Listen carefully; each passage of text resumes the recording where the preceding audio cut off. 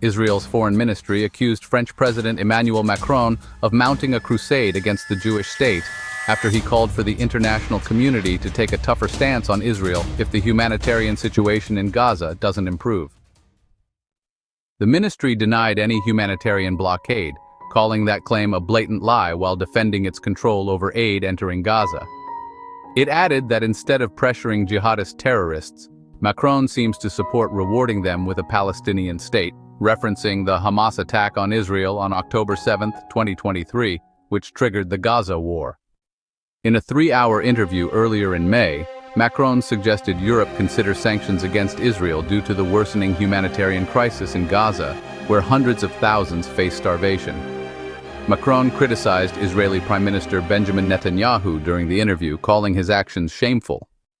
Netanyahu quickly responded, accusing Macron of siding with Hamas. After a ceasefire with Hamas fell apart in March, Israel imposed a blockade on Gaza, blocking aid for nearly 3 months.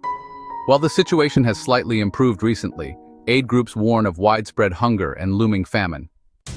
About a week ago, the UK paused free trade talks with Israel and introduced new sanctions on West Bank settlements, increasing its criticism of Israel's military actions in Gaza.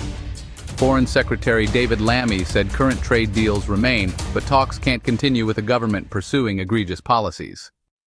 Prime Minister Keir Starmer expressed horror at Israel's escalation in Parliament, echoing a joint statement with Macron and Canadian Prime Minister Mark Carney.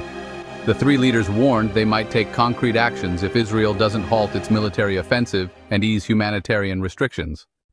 Germany's Chancellor Friedrich Merz also criticized Israel's plans to control most of Gaza, saying he no longer understands the purpose of the military actions and warning Israel not to cross lines even its closest allies won't accept.